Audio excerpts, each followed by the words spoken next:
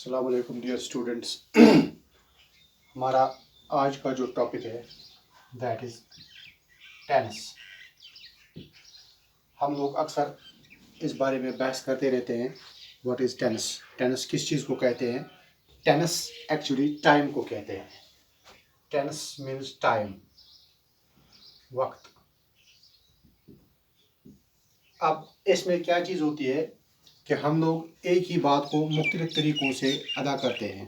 हम लोग एक ही बात को दो तीन ज़मानों में मुख्तलिफ तरीक़ों से अदा करते हैं। वही सब इसमें हम सीखते हैं क्या चीज़ होती है। तो यहाँ पे मैं आपको बताऊँ कि इस टेनिस के जो है इसकी 3 फॉर्म्स होती है, 3 forms. Number 1 present tennis, number 2 past tennis, number 3 future tennis. Future tennis. अब हम लोग सिंपल में जाएंगे। सबसे पहले जो होता है प्रेजेंट टेनिस हमारे पास होता है। प्रेजेंट टेनिस मतलब वो वक्त जिसकी हम इस वक्त बात कर रहे हैं, जिस वक्त हम बात कर रहे हैं, जो इस वक्त चल रहा होता है। युस इम वक्त पकुन वक्त पकुन दौर आसान, इसको हम लोग कहते हैं ये प्रेजेंट टेनिस है। इसके 4 अक़साम होते हैं। इस प्रेजेंट टेनिस के भी 4 किस्में होती है। सबसे पहला होता है that's called present simple, present simple. दूसरा है that's called present continuous, present continuous. तीसरा है दैट्स कॉल्ड प्रेजेंट परफेक्ट। इनके साथ टेनिस आगे लगता है, present simple tennis, present continuous tennis, present perfect tennis.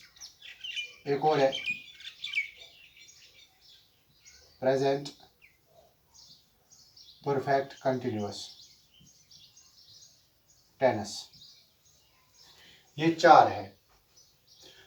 यानी सबसे पहले हमने देखा टेनिस टाइम को कहते हैं, वक्त को कहते हैं।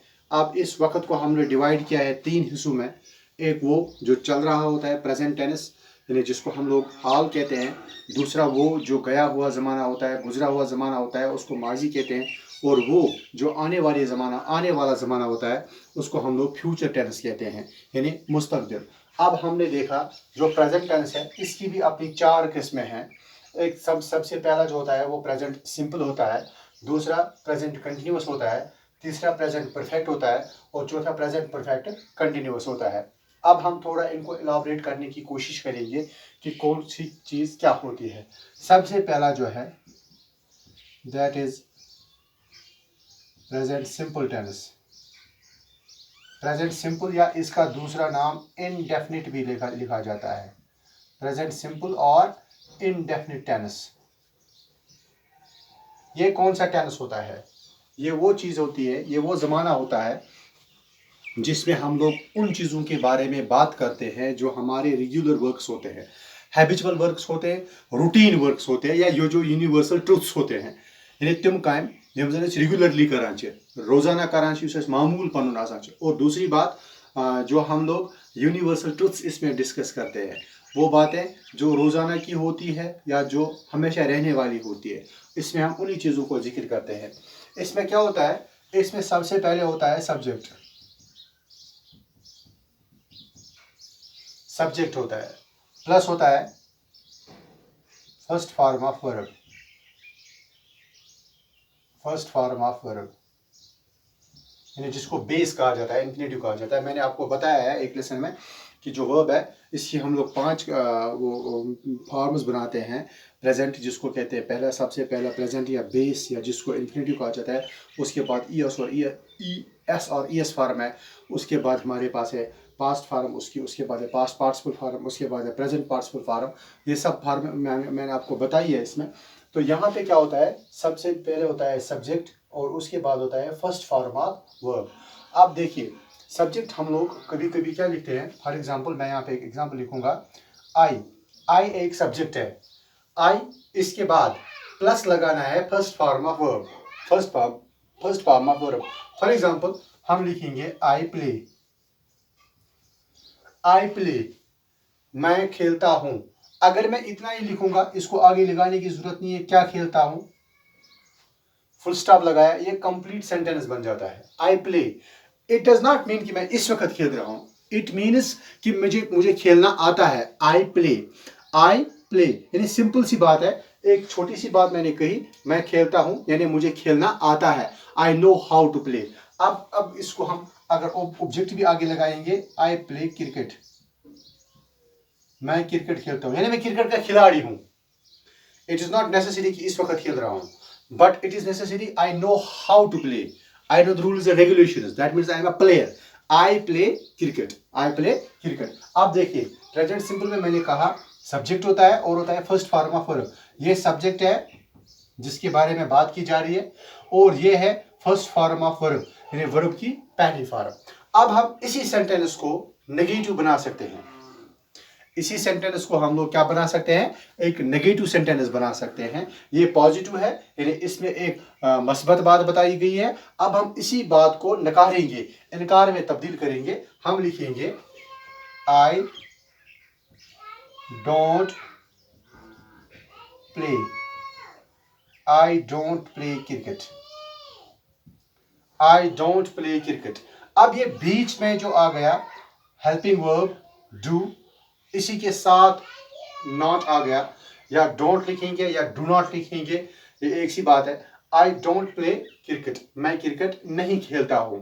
ये बीच में कहां से आ गया, एक्चुअली जब हम लोग सेंटेंस सिंपल लिखते हैं, हम लोगों ने लिखा subject plus verb first form. इसका मतलब होता है कि इसके बीच में एक हेल्पिंग वर्ब मौजूद होता है जो हम नहीं लिखते हैं, जो हम अंडरस्टैंड करते हैं। लेकिन जब हमें इसका नेगेटिव बनाना होता है तब हमें इसको लिखना जरूरी पड़ता है, क्योंकि नेगेटिव बनाने के लिए हमें इसी हेल्पिंग वर्ब के साथ नॉट को लगाना पड़ता है। इसके अलावा इसी सेंटेंस को हम लोग एक इंट्रोगेटिव सेंटेंस बना सकते हैं, एक क्वेश्चन बना सकते हैं। जैसे ये यहाँ पे हमें पता है यहाँ पे एक हेल्पिंग वर्ब मौजूद है, उसी हेल्पिंग वर्ब को बाहर निकालेंगे, डू, फिर सब्जेक्ट आई प्ले क्रिकेट, इसके आगे लगेगा note of interrogation. Do I play cricket, इसके आगे लगेगा नोट ऑफ इंट्रोगेशन। तो इसके बाद दूसरा हम लिखेंगे, इस नेगेटिव को इंट्रोगेटिव बनाएंगे। जो नेगेटिव सेंटेंस है इसको भी इंट्रोगेटिव बना सकते हैं। जैसे do not I play cricket, क्या मैं क्रिकेट नहीं खेलता हूं। एक हो गया मैं क्रिकेट खेलता हूं, मैं क्रिकेट नहीं खेलता हूं। क्या मैं क्रिकेट खेलता हूं, क्या मैं क्रिकेट नहीं खेलता हूं, ये एक ही बात है, मुख्तलिफ तरीकों से बताई गई है। पॉजिटिव और नेगेटिव इसको इसी में किया गया है। अब देखिए सब्जेक्ट अभी तक हमने आई लिखा था तो सीधे से वर्ब हमने लिखा प्ले। अब हम सब्जेक्ट को थोड़ा चेंज करके लिखेंगे। हम लिखेंगे यहाँ पे सब्जेक्ट ही, या फॉर एग्जांपल शी, क्योंकि ये एक जैसा है, ही और शी लिखेंगे। ये थर्ड पर्सन सिंगुलर है। एक रूल है, जब हम लोग थर्ड पर्सन सिंगुलर लिखते हैं प्रेजेंट सिंपल में या प्रेजेंट इंडेफिनिट जिसको कहा जाता है, इसमें वर्ब के पीछे एस लगता है, वो हमें देखना है। देखिए ही और she.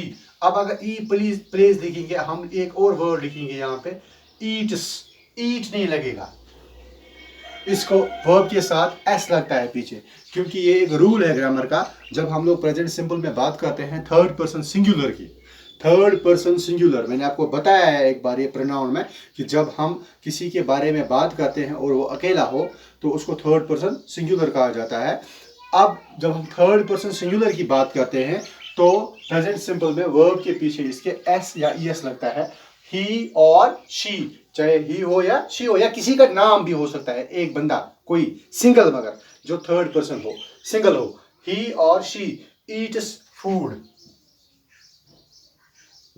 Food, eats food, he और शी ईट्स फूड। देखिए प्रेजेंट सिंपल सब्जेक्ट है ही और शी, या कोई नाम भी हो सकता है, plus first form of verb, यानी ये फर्स्ट फॉर्म ऑफ वर्ब है। ये असल में इसको एस और ईएस लगाना पड़ता है, ये याद रखना है। यहाँ पे इसको फर्स्ट फॉर्म ऑफ वर्ब या एस और ईएस फॉर्म भी लगा सकते हैं, जैसा केस होगा, जैसा agreement of verb with subject होगा।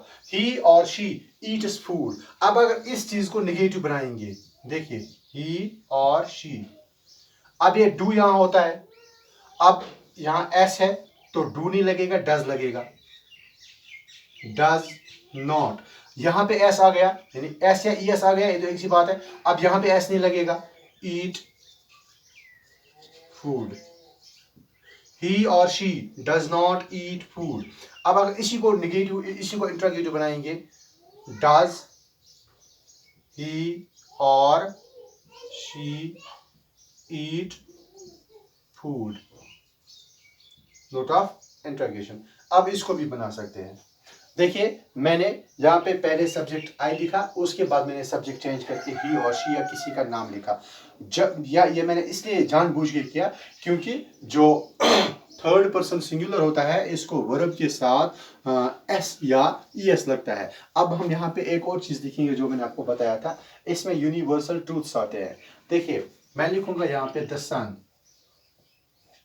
द सन कहाँ से चढ़ता है, राइजेस, राइज नहीं राइजेस, क्योंकि ये थर्ड पर्सन सिंगुलर है और ये यूनिवर्सल ट्रूथ भी ये चेंज नहीं होने वाला है। The sun rises in the east,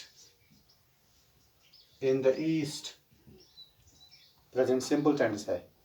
honesty is the best policy, honesty is the best policy. ये भी जो भी होगा यूनिवर्सल ट्रूथ वो इसमें आएगा।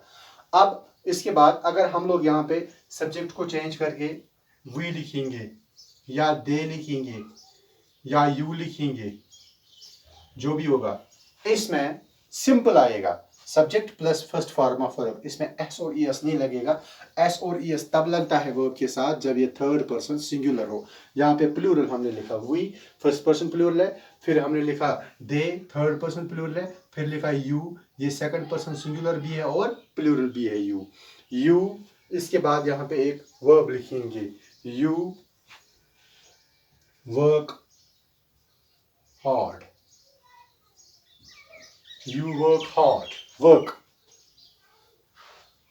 पहला फॉर्म है वर्ब का, work, you work hard, they work hard, we work hard.